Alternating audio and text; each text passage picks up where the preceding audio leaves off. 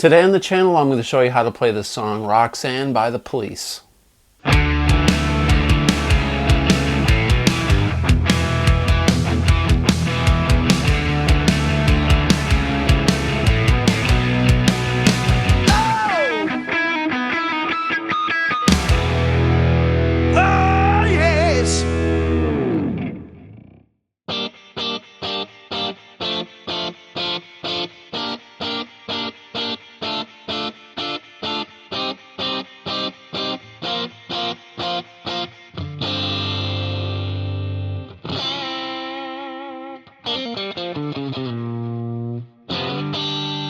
Yeah, man, the Police. Andy Summers, Roxanne, Sting, Stewart, Copeland, awesome band.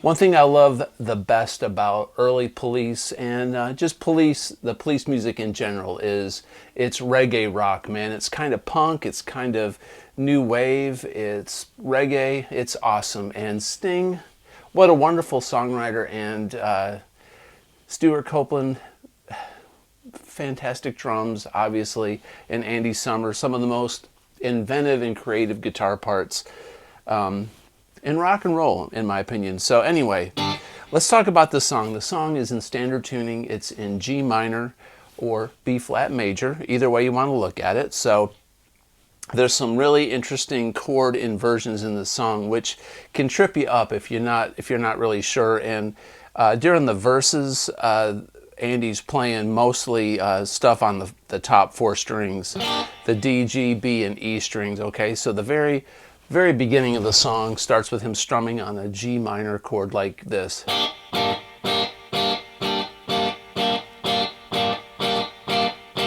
All right, so he does 3 bars of that G minor chord. And to get this reggae feel going, you want to hit the chord and you're going to release the strings. You're going to let the strings come off the frets and then palm mute with your right hand.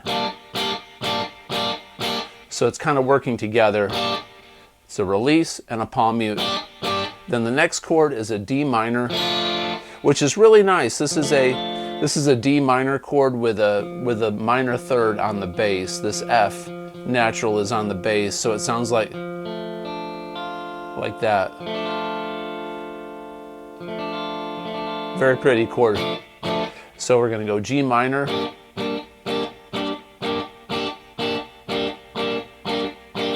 three bars, then at D minor with the F on the bass, 1 bar, then we're going to go back up here. This is a G minor. It's the same chord shape. We're going to play it up here, and that's a G minor chord. Instead of playing it like this, he keeps the same shape and plays it up here, okay? So 3 chords in a row.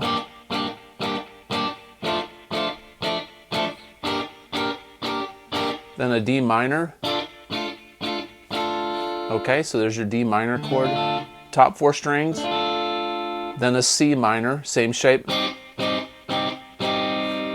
Then a B flat sus2. Then this G sus4 on a punch. Okay, so altogether we've got G minor. Do that 3 bars. D minor. G minor. D minor. C minor. B flat sus2. Punch on the G sus4. Okay, and that's the verse. He does that pattern a couple times through the verse. Then Sting, they kind of change key. Sting goes Roxanne, and he goes C minor, and then do a B flat sus2, and then he comes up to a G or a C sus2, then C minor, and then, and that's right before to the big chorus. All right, so let's repeat that one more time. There's this, the verse part is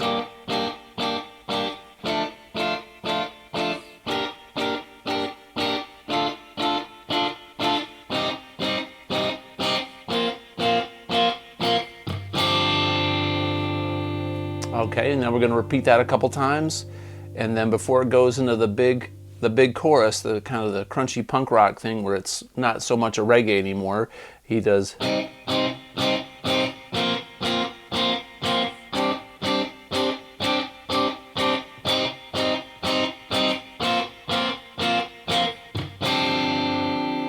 All right, so C minor, B flat sus2, C sus2, and then do C minor, B flat sus2, then G sus4, all right? And then we're gonna build up on this. Then he's gonna do the C to a B flat. We're doing 5 chords, power chords. So no more of these minor inversions and sus2s and sus4s.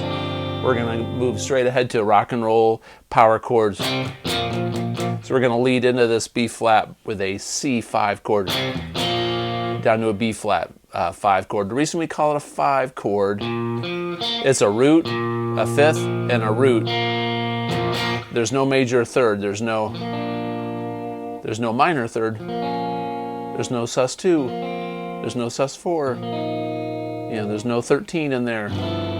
It's a 5 chord. So we're going to build up on this G when he goes.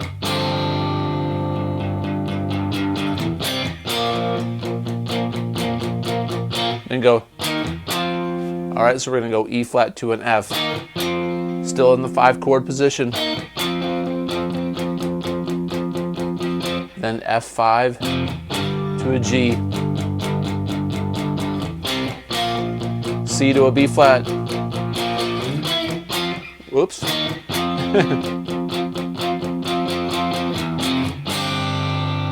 So at the very end of that, when we go back to this G, we're going to hit this G sus4.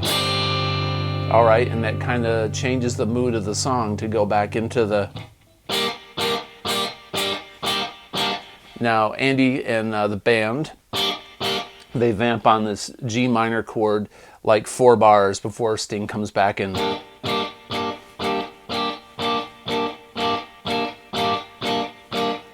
Okay, and then it goes back into the same thing.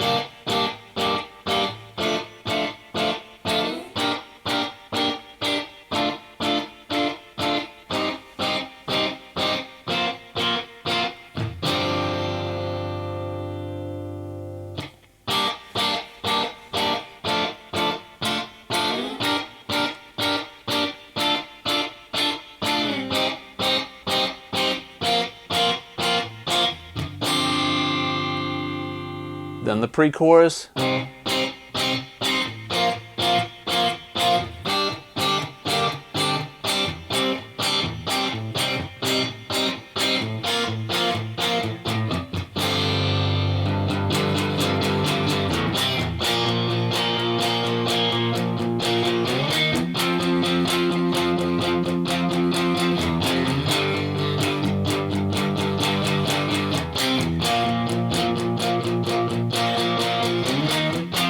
All right, and it just repeats that throughout the rest of the song. So this is a very simple song structure-wise. There's not a lot of mixed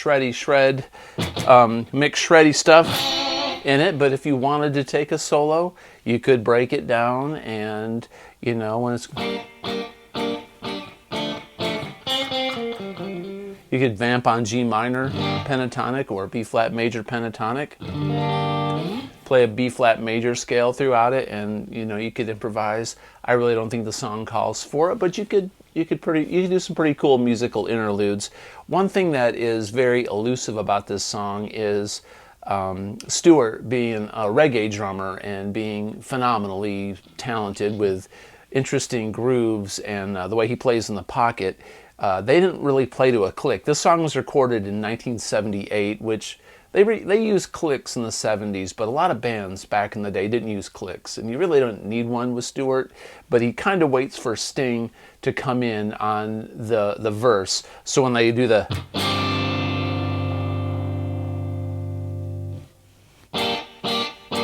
It's kind of like, you can feel that it's in 4/4. The song is in 4/4 throughout, but he comes in on the 2 with the drums a lot of the times. It's like 1, 2, 3, 4, 1, 2, 3, 4, 1. You'll hear them come in on that 2, and that can really mess you up as a guitar player, because if you're like me, my rhythm sometimes is terrible.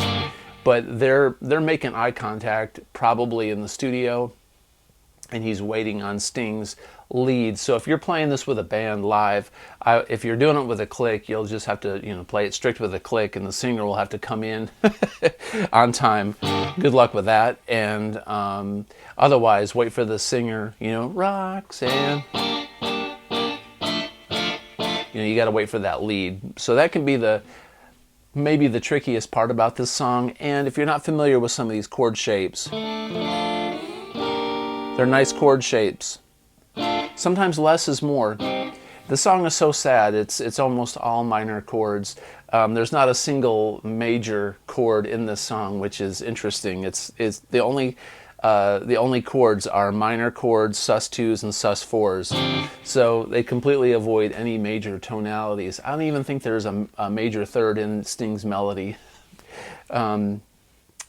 Genius. Anyways, I hope this lesson was helpful. Hope that you like this kind of content. If you do, I try to do at least 2 lessons a week, along with other fun stuff on the channel. Appreciate you watching. Until next time, have a great day. Peace out.